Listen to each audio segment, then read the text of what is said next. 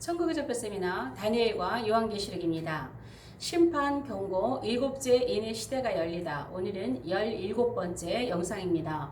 저희 영상을 처음 들어오신 분들은 채널 아래 들어가셔서 앞서 쏠린 영상들을 꼭 이어서 연결해서 보시길 바랍니다.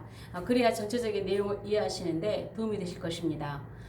일곱째 인의 심판 시대라고 하는 영상이 이렇게 긴 시간 동안 이어지는 이유는 일곱째 인 시대 안에 일곱 나팔 시대가 있고 일곱째 나팔 시대 안에 일곱 대접이 있기 때문입니다. 그래서 오늘은 후 3년 거의 끝에 일어나는 일곱 대접 가운데서도 이제 마지막 대접, 일곱째 대접과 관련해서 오늘 말씀을 살펴보도록 하겠습니다.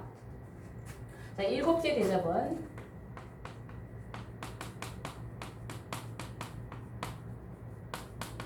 대접은 두 번째 포도 심판입니다. 두 번째 포도 심판. 제가 앞에서 전쟁과 관련, 마지막 대 전쟁이라는 메인 주제로 3차전부터 시작해서 에스겔 38장 전쟁, 이제 마지막 7년 안에 있는 전쟁들, 후 3년, 그러니까 천년왕국 끝에 공마복 전쟁까지 쭉 전쟁에 관한 영상을 올려놓은 것이 있습니다. 오늘은 그 영상이 약간 반복되는 부분이 있습니다. 마지막 일곱째 대접과 관련해서 두 번째 포도 심판에 관한 말씀이기 때문에 좀 반복이 되는 부분들을 좀 이해하고 들어주시면 좋겠습니다. 자, 제가 앞서서 전쟁사에 대해서 말씀을 드릴 때, 자, 세 번의 포도 심판은 전쟁 심판이다 그랬습니다. 전쟁 심판.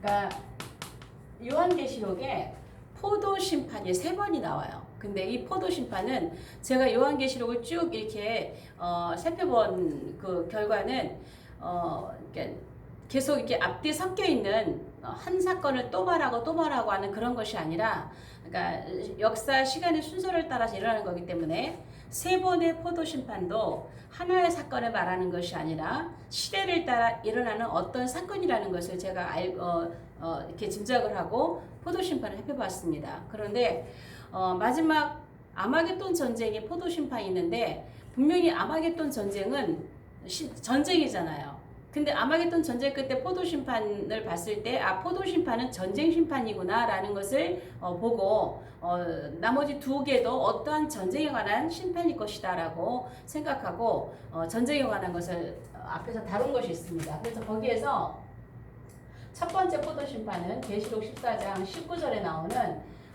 시편 83편 전쟁 심판이라고 했습니다. 자, 그때의 시편 83편 전쟁의 목적이 있다 그랬어요. 목적은 지구상에서 이스라엘 나라를 없애버리자라는 목적을 가지고 이스라엘 주변에 있는 오각편에 있는 나라들이 이스라엘을 쳐들어와서 연합으로 구성해서 이스라엘을 치러 왔으나, 이때에 하나님께서 도우심으로 하나님께서 오히려 이스라엘 주변에 있는 오각편에 있는 나라들을 완전히 싹쓸이 하는 그런 전쟁이라고 말씀드렸습니다. 그래서 이때에 이사야 17장에 다메섹이 무너진다고 하는 예언이 이때에 이루어진다라고 보았습니다. 그리고 두 번째는 이제 계시록 16장 오늘 말씀에 있는 19절에 있는 말씀인데, 이거는 제가 공마복 에스겔 38장이죠. 에스겔 38장 전쟁으로 이거를 다른 말로 공마복 전쟁이라고 합니다. 공마복 전쟁. 자, 이 전쟁의 목적은, 자, 전쟁마다 목적이 있다 그랬어요. 이 전쟁은 7년 안에 일어나는 전쟁입니다. 7년 안에, 한 일에 안에 일어나는 전쟁들입니다. 자, 거의 후 3년 거의 끝에 일어나는데, 이 전쟁의 목적은 뭐냐? 이스라엘의 재물을 약탈하는 전쟁이라서 재물 약탈 전쟁. 그래서 요거는 스가랴 14장 1절에서 2절에 재물 약탈의 전쟁에 관한 사건이 기록되고 있는 걸 볼 수가 있습니다. 에스겔 38장 전쟁과 그 말씀을 스가랴에서 얘기하고 있는 걸 볼 수 있죠. 그래서 이거는 두 번째 포도 심판으로서 에스겔 38장 전쟁인데, 이 전쟁은 거의 주님의 재림을 앞두고 아마겟돈 전쟁 바로 직전에 있는 전쟁이라고 봤습니다. 그리고 세 번째 전쟁이 계시록 19장 15절에 나오는 마지막 포도 심판인데요. 이게 아마겟돈 전쟁이란 말이에요. 아마겟돈 전쟁. 이 아마겟돈 전쟁인데 이 아마겟돈 전쟁은 이 포도 심판은 요엘 3장 13절에 있는 이 아마겟돈 전쟁 포도 심판 또 마태복음 25장에 양과 염소 비유가 있습니다. 양과 염소 심판. 요거 같은 그러한 민족 심판이라고 하죠. 민족 심판. 요엘서도 그렇고 민족 심판. 요런 심판이라고 앞에서 제가 전쟁에 관한 말씀을 나눌 때에 이 포도 심판에 대해서 말씀을 드렸습니다. 그런데 오늘은 이제 요 두 번째 요 전쟁이란 말이죠. 전쟁. 요게 일곱째 대접의 사건이라는 것입니다. 그래서 이것을 오늘 대접과 관련해서 나오는 거기 때문에 다시 한번 조금 연관해서 좀 살펴보도록 하겠습니다. 스가랴 14장을 보면은요. 스가랴 14장은 스가랴 14장은 에스겔 38장 전쟁부터 어디까지냐? 메시아 왕국까지예요. 천년왕국. 메시아 왕국까지가 쭉 기록이 되어 있는 말씀이 스가랴인데요. 자, 스가랴 14장 1절에서 2절은요. 요 에스겔 38장 전쟁 상황이에요. 전쟁 상황. 이스라엘의 재물을 약탈하기 위해서 많은 국가들이 연합해서 들어온 이 전쟁의 상황이 얼마나 좀 극심하고 얼마나 좀 처참한 상황인지를 묘사하고 있는 게 1절, 2절의 말씀이에요. 그리고 14장 3절은요. 이스라엘 백성들이 이 연합으로 쳐들어온 이스라엘의 재물을 약탈하기 위해서 온 이 전쟁 앞에서 정말 힘들어하는 것이죠. 정말 힘들어하는 걸 보고 하나님께서 내가 나가서 싸우리라 그래요. 내가 나가서 싸우리라. 그러니까 사실은 뭐 우리 에스겔 38장 전쟁을 보면 하나님께서 그 공마곡 갈고리를 깨워가지고 다 전쟁을 치게 하죠. 치게 하는데 실제적으로 그런 어떤 이방 나라들이 내 백성 이스라엘을 치러 올 때는 하나님께서 이제 막 열을 내시는 거죠. 내가 이왕에 싸웠던 것처럼 내 백성을 위해서 내가 싸워야겠다라고 주님 말씀을 하시는 거예요. 그래서 이 말씀은요. 에스겔 38장 18절에 보면 에스겔 38장 18절에 보면요. 이와 동일한 말씀이 나와요. 내 얼굴에 많은 나라들이 내 백성을 치러 왔을 때 내 얼굴에 노여움이 생긴다는 것이죠. 그래서 내 백성 이스라엘을 위해서 주님이 싸우시겠다는 거예요. 그래서 하나님께서 내가 나가서 싸우겠다. 에스겔 38장 전쟁으로 극심한 상황 가운데 이스라엘 백성을 보시면서 하나님께서 내가 나가서 싸우리라 말씀을 하세요. 그리고 또 스가랴 이어서 14장 3절이죠. 4절에서 5절 보면은요. 주님의 주님의 발이 감람산에 닿습니다. 감람산에. 이건 뭔가요? 지상재림이에요. 지상재림입니다. 그리고 14장 6절부터요. 메시아 왕국으로 넘어가요. 이 안에 이제 이 스가랴에는 아마겟돈 전쟁의 모습을 묘사는 안 되어 있지만 바로 그냥 에스겔 38장 전쟁 내가 나가서 싸우겠다. 그 다음에 주님이 발끝에 닿고 그 다음에 천년왕국으로 넘어가요. 이렇게 스가랴는 쭉쭉쭉쭉 넘어가는 장면을 볼 수가 있는데요. 여기에서 내가 나가서 싸우겠다라고 그러죠. 자, 내가 나가서 싸우겠다. 하나님께서 나가서 싸우시겠다. 그래서 여호와께서 싸우시는 전쟁입니다. 여호와께서 싸우시는 전쟁이요. 자, 이거는 지금 예수님의 지상 재림 전이란 말이에요. 그러니까 하나님이 예수님이 지상에 재림하시기 전에 하늘에서 하나님께서 내가 내 백성을 싸우겠다 말씀하세요. 그런데 우리가 구약성경에 보면 하나님께서 실제 이스라엘을 위해서 싸우실 사건들이 많죠. 여러 가지 방법으로 이스라엘 백성을 위해서 싸우시는 그 전쟁 상황들이 많이 나타납니다. 그 중에 그러면 하나님은 이 땅에서 싸우시는 게 아니라 하늘에서 싸우시는 거예요. 하늘에서 하나님의 백성을 위해서 하나님이 싸우시는 여러 가지 방법이 있는데 여러 가지 방법 중에 하나가 하나님께서 하늘에서 싸우시는 여러 가지 방법 중에 하나가 이 땅의 자연재해입니다.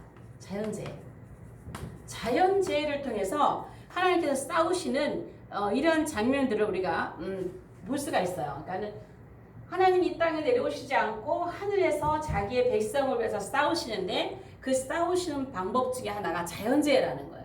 그래서 에스겔 38장 공마곡 전쟁.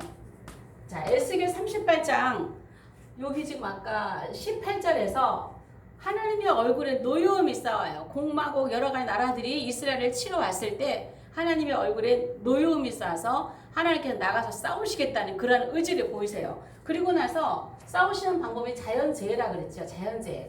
근데 에스겔 38장 주님이 싸우시는 모습을 보면은 19절에서 22절이에요. 38장 19절에서 22절 나오는데요. 이때 뭐가 나오냐 여기 말씀 보면은 지진이 나와요. 지진이 나오고 전염병이 나옵니다. 전염병 또 따지는 폭우가 나와요. 또 큰 오박덩이가 나와요. 큰 오박덩이. 그 다음에 불과 유황이 나와요. 불과 유황. 자, 지진, 전염병, 폭우, 큰 오박덩이, 불과 유황을 통해서 하나님께서 공마곡 전쟁으로 이스라엘을 치러 온 나라들을 향해서 쏟아부으시는 이스라엘 백성을 위해 싸우시는 하나님의 싸우시는 방법이에요.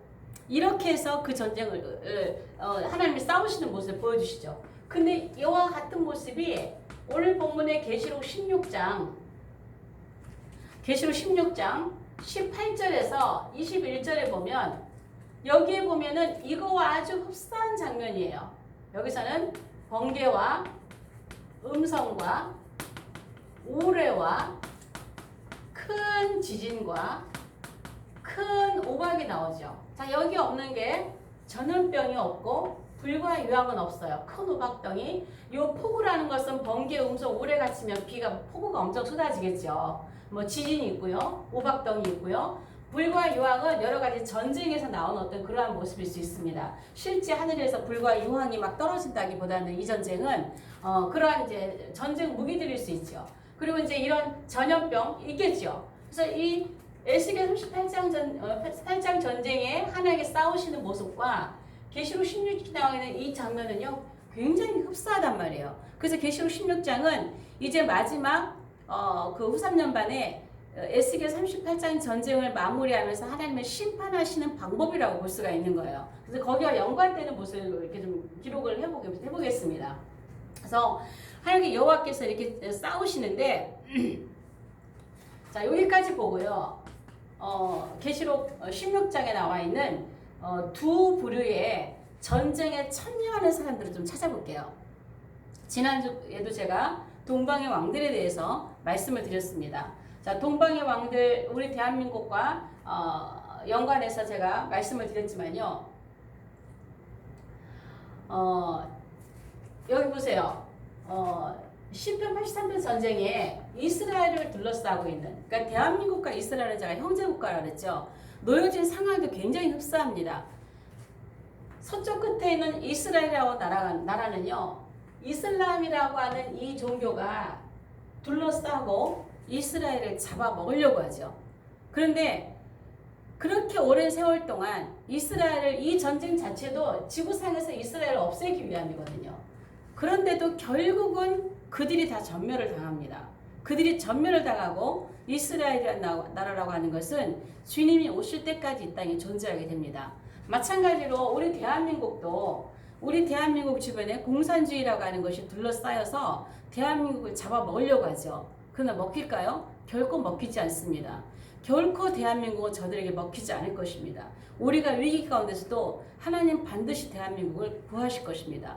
그것은 우리가 뭐 잘나고 그래서가 아니에요. 하나님께서 이 민족을 향한 하나님의 뜻과 섭리가 있으시기 때문에 하나님께서 우리를 그렇게 이끄실 줄을 믿습니다. 그래서 제가 그와 관련해서 동방의 왕들의 중심에 우리 대한민국이 서기 위해서는 우리나라가 마지막 때 사명, 유프라테스 강을 건너는 사명을 마지막 앞두고 있는데 그 G2 국가로 우리나라가 성장해야 된다. 또 그렇게 될 것이다라는 영상을 지난 영상에서 살펴보았는데요. 계시록 16장에는 전쟁에 참여하는 두 부류가 있어요. 그러니까 동방의 왕들과 천하의 왕들이 같은 왕으로 보는, 같은 부류라고 보는 시각이 많이 있는데요. 저는 그렇게 보지 않습니다. 물론 제가 푸는 것이 100% 맞다고 할 수는 없지만 제가 보는 시각에서는 절대 같은 종류의 왕들은 아니라는 것이죠. 그래서 먼저 동방의 왕들, 이 동방의 왕들은 어떤 전쟁을 참여하기 위해서 유프라테스 강을 건너고 있는가? 그리고 이들은 어디를 향하고 있는가? 이들은 에스겔 38장 이 전쟁을 치르고 있는 이스라엘 백성을 돕기 위해서 유프라테스 강을 건너서 유브라데를 건너서 어디로요? 이스라엘로 진격해 가는 거예요. 이스라엘로. 그러니까는 이스라엘을 돕기 위한 지원군입니다. 지원군. 그래서 여기에서 이 동방의 왕들에게는 하나님이 예비하셨단 말씀이에요. 예비. 동방의 왕들이 오는 길이 예비되더라. 근데 예비라는 말은요, 헤토이마조인데, 헤토이마조. 이 헤토이마조는요, 예비하다, 준비하다, 공급하다예요. 물론 이들은 6번째 대접에 유브라데 강이 마르고 동방에서 오는 왕들의 길이 예비됐어요. 그러나 저는 이렇게 해석하고 싶어요. 하나님께서 이스라엘 백성이 3차전에서도 이기고 7년 들어가서 53년이 막 지나면서 언약이 파괴되고 시편 83편 전쟁에서도 하나님의 도우심을 이겼어요. 이제 마지막 이 에스겔 38장 전쟁에서는 정말 힘이 딸리거든요. 정말 힘이 딸리고 어려운 그러한 상황인데 하나님께서 이때도 이스라엘을 도우시는 나라들을 예배해 놓으셨다고 봐요. 예비. 소수의 나라겠죠. 예루살렘을 수도를 선언할 때에 거기에 동의했던 나라들은 9개 국가밖에 안 됐죠. 128개의 국가가 찬성을 할 만큼 많은 나라들이 이스라엘 반유대 그 정서가 깔려 있지만 그래도 주님 오실 때에 그래도 이스라엘 백성을 돕는 소수의 동방의 왕들의 무리들이 있고 이들을 예비해서 이스라엘을 위한 지원군으로 하나님께서 보내신다고 봅니다. 여기 중심에 이 중심에 저는 대한민국이 있어야 된다라고 부르짖는 사람 가운데 하나예요. 자, 그래서 이렇게 이제 동방의 왕들이 예비되는데요. 우리가 이 에스겔 38장 전쟁의 규모를 좀 보면은요. 이 에스겔 38장 전쟁 규모를 보면 어떻게 여기다 좀 그려볼까요? 자, 여러분 이스라엘 땅이 얼마나 작습니까? 얼마나 작은 나라예요. 그러니까 이 정말 코딱지만한 이 땅이에요. 정말 세계의 지도에 비하면. 그런데 이 에스겔 38장 전쟁에서요. 이 작은 나라를 하나 치기 위해서요. 얼마나 많은 연합군들이 오냐면요. 자, 로스,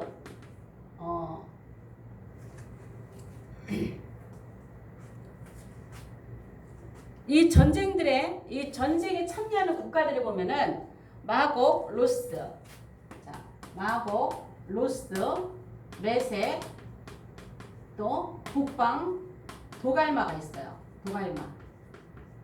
그 다음에 저 유럽 쪽으로, 이제 북방 쪽으로, 저 유럽 쪽으로는요,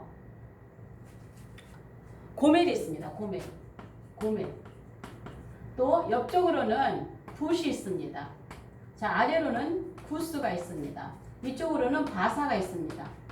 자, 요 나라들은요, 지금 보면은 요 작은 나라 하나를 치기 위해서 마곡로스, 요즘 러시아라고 그러죠. 러시아.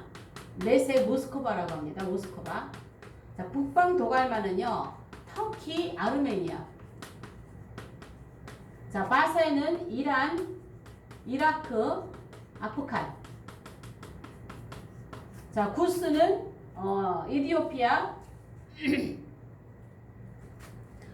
구스는 수단과 이디오피아입니다. 수단, 이디오피아.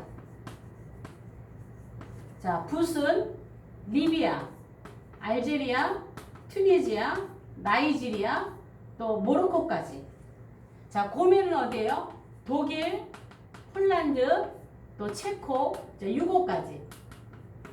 여러분 보세요. 저 작은 나라 하나를 치기 위해서요.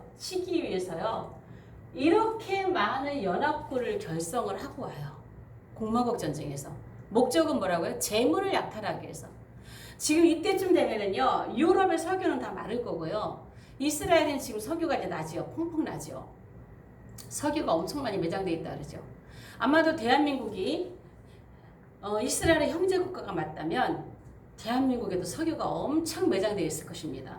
아마도 어느 시기가 되면 우리나라도 이스라엘과 같이 석유를 펑펑 품어대는 그러한 때가 올 것이라고 저는 봅니다.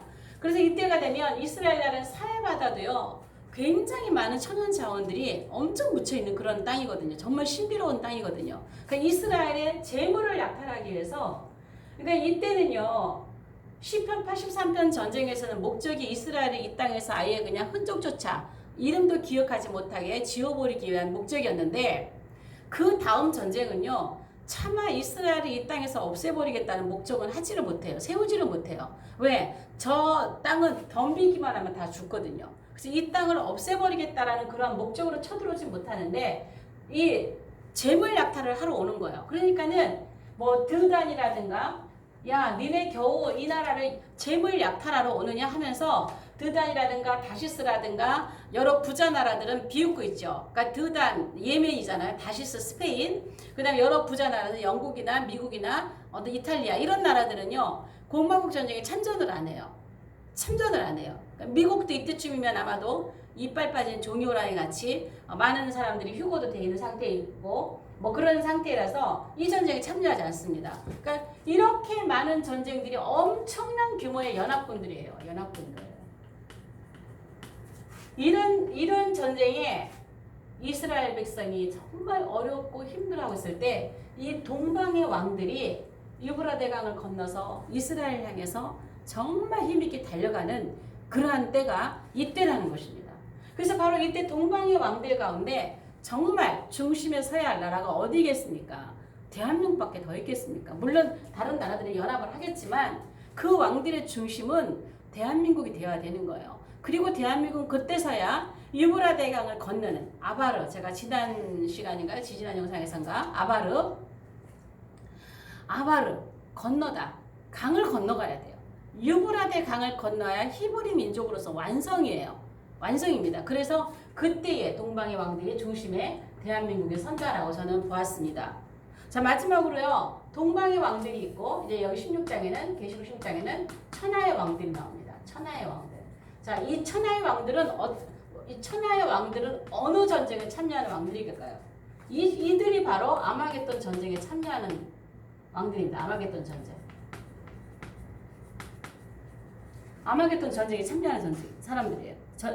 사람들이에요. 근데 계시록 16장에 보면은 밑에가 얼마나 보이려나. 자, 계시록 16장 14절에 보면 귀신에 의해서, 귀신의 영에 의해서, 여기에 의해서 큰 날의 전쟁을 위해서 모으더라 그랬어요. 모으더라. 큰 날의 전쟁을 위해서 모으더라. 그러고 나서 자, 위로 읽을게요.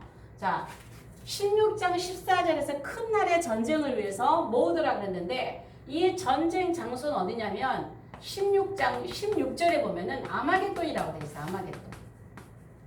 아마겟돈으로 큰 날의 전쟁을 해서 모으는데 장소는 어디다? 아마겟돈이에요. 아마겟돈. 16절에 아마겟돈으로 모인다 그랬어요. 그리고 계시록 19장. 자, 계시록 19장 19절에 보면은요, 두 짐승이 잡혀요.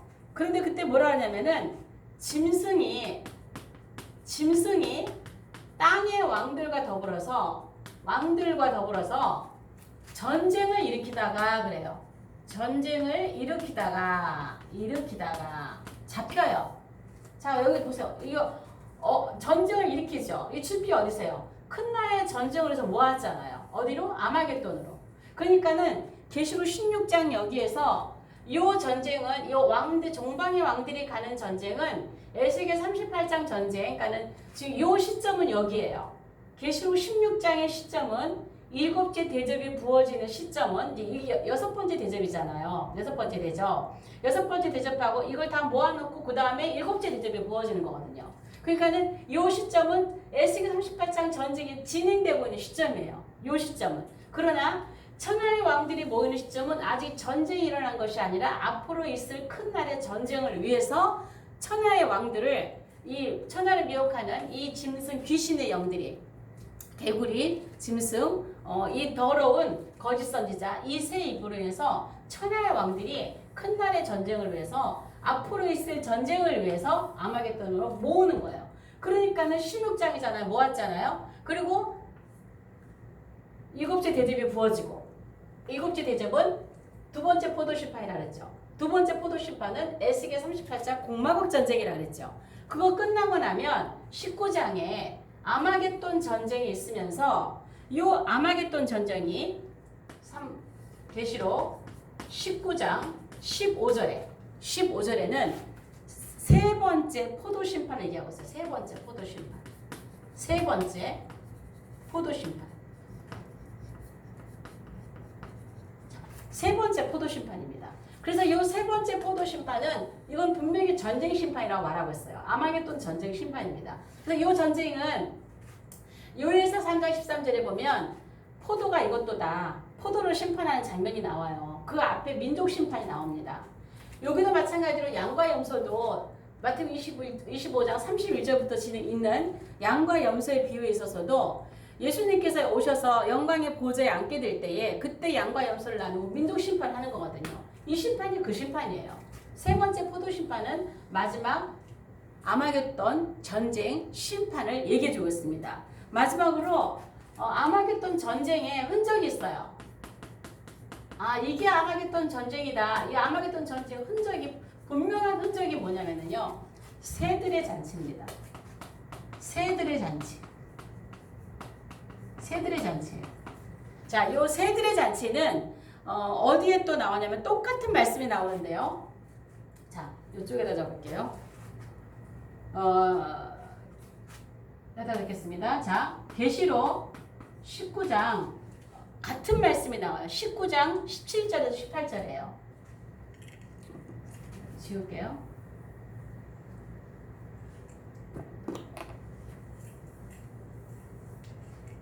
자, 계시록 19장 17절에서 18절. 17절에서 18절. 새들의 잔치입니다. 또 어디냐면 에스겔 39장 똑같아요. 17절에서 18절이에요. 자, 왜 에스겔 39장에 왜 새들의 잔치가 나오냐면 38장에서 공마국 전쟁이 나왔잖아요. 38장에서 공마국 전쟁이 나오고 나면 그 뒤에는 아마겟돈 전쟁이 있다라는 걸 사인을 주는 거예요. 아마겟돈 전쟁이 지나갔다는 거예요. 그래서 아마겟돈 전쟁에는 새들의 잔치가 있으면 아마겟돈 전쟁의 흔적을 보여주는 거다라고 제가 말씀을 드렸죠. 그래서 계시록 19장에 새들의 잔치가 있는데 에스겔 38장에서 공마국 전쟁이 지난다면 아마겟돈 전쟁이 있는 거잖아요. 그러니까 공마국 전쟁은 끝날 무렵에 아마겟돈 전쟁으로 확대되는 거예요. 그렇게 하고 끝나는 거죠. 그러니까 공마국 전쟁은 주님이 이 땅에 재림하시기 바로 직전에 일어나는 거고 아마겟돈 전쟁은 주님이 오신 후에 일어나는 것이죠. 주님이 오셔서 전쟁을 하시는 거죠. 그래서 39장인 거예요. 그래서 에스겔 38장이 아니라 38장 전쟁이 끝난 무렵인 후인 39장에서 새들의 전쟁, 이게 똑같은 장면이에요. 똑같은 장면이 기록하고 있어요. 근데 이 말씀이 또 어디 하나 있나요? 마태복음 24장 28절에 죽음 있는 데는 독수리들이 모인다라는 말씀이 있어요. 이것도 에스겔 38장 전에 새들의 전쟁, 새들의 잔치를 얘기하고 있는 거예요. 새들의 제왕이 독수리잖아요. 새들의 잔치에 제왕이 누가 있겠어? 독수리가 있겠죠. 그리고 이 독수리는 또 이 새들이 또 죽은 시체를 또 얼마나 먹습니까? 그래서 이 전쟁을 흔적을 얘기하고 있는 게 새들의 잔치인 거예요. 그래서 이 천하의 왕들은 같은 무리가 아닙니다. 아마겟돈 전쟁을 위해서 준비되는 왕들이고 이들이 큰 날 전쟁을 모여서 아마겟돈 전쟁을 치르고 마지막에 새들의 잔치로 아마겟돈 전쟁이 마무리된 모습을 보여주고 있습니다. 오늘 영상은 여기까지 하겠습니다. 영상이 좋으시면 좋아요, 구독, 공유, 채널 소개, 그리고 댓글로 응원해 주시면 감사하겠습니다. 다음 영상에서 뵙겠습니다.